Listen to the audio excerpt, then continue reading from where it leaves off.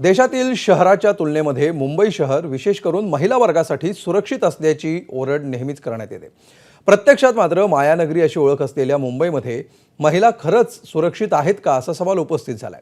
मुंबईच्या राम मंदिर परिसरामध्ये दिल्लीच्या निर्भया कांडची आठवण करून देणारी घटना घडली आहे। मुंबईतील विविध ठिकाणी बलात्काराच्या घटना घडल्याचं समोर आलंय। कुठे रिक्षा चालकच भक्षक निघाला तर कुठे मित्रांनीच मैत्रीचा विश्वासघात करत मैत्रिणीवर अत्याचार केला। दिंडोशीत तर आणखी भयानक घटना घडली आहे। एका 78 वर्षांच्या वृद्ध महिलेवर 20 वर्षाच्या तरुणानं बलात्कार केलाय। त्यामुळे महिला मुंबईत असुरक्षित असल्याचं अधोरेखित होत आहे।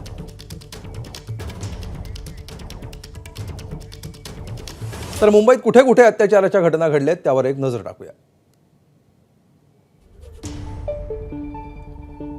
मुंबईतील राम मंदिर परिसरामध्ये 20 वर्षांच्या तरुणीवर बलात्कार, तरुणीच्या गुप्तांगामध्ये ब्लेड आणि दगडाचे तुकडे आढळून आले।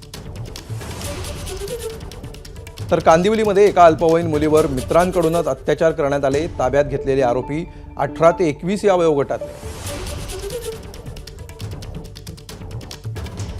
दिंडोशी पोलीस ठाण्याच्या हद्दीमध्ये 78 वर्षीय वृद्ध महिलेवर अत्याचार करण्यात आलाय।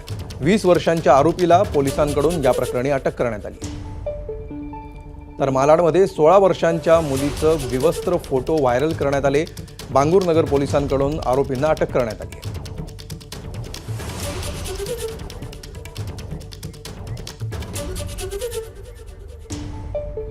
तर या सगळ्याविषयी विद्या चव्हाण आणि सुषमा अंधारे या महिला नेत्यांनी काय प्रतिक्रिया दिलेल्या आहेत आपण बघूया। गृहमंत्री म्हणून आपण नेमकं काय करताय?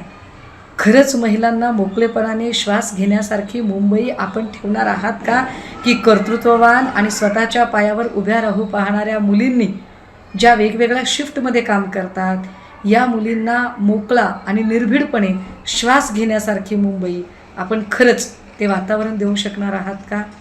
गृहमंत्री महोदय, याचं उत्तर आपण दिलं पाहिजे। अनिल देशमुख साहेब गृहमंत्री असताना शक्ती कायदा आणला, परंतु तो शक्ती कायदा केंद्र सरकारकडे धूळ खात पडलेला आहे। ह्या कायदे बनवून होणार नाहीये, पण पोलिसांचा पोलीस फोर्स वाढवला पाहिजे, पोलिसांचं पेट्रोलिंग वाढवलं पाहिजे, पोलिसांनी विभागवार फिरलं पाहिजे। परंतु आजही पोलिसांचा तुटवडा मुंबई सारख्या शहरामध्ये दिसतोय। लहान मुलींपासून 78 वर्षाच्या वृद्धेपर्यंत जर अत्याचाराचं प्रमाण वाढलं असेल तर ह्याचं उत्तर गृह विभागाने दिलं पाहिजे। सर्व पोलीस फोर्स, सगळे पोलीस व्हीआयपींच्या संरक्षणासाठी, लोकांच्या संरक्षणासाठी, आम्हा महिलांच्या संरक्षणासाठी नाहीयेत।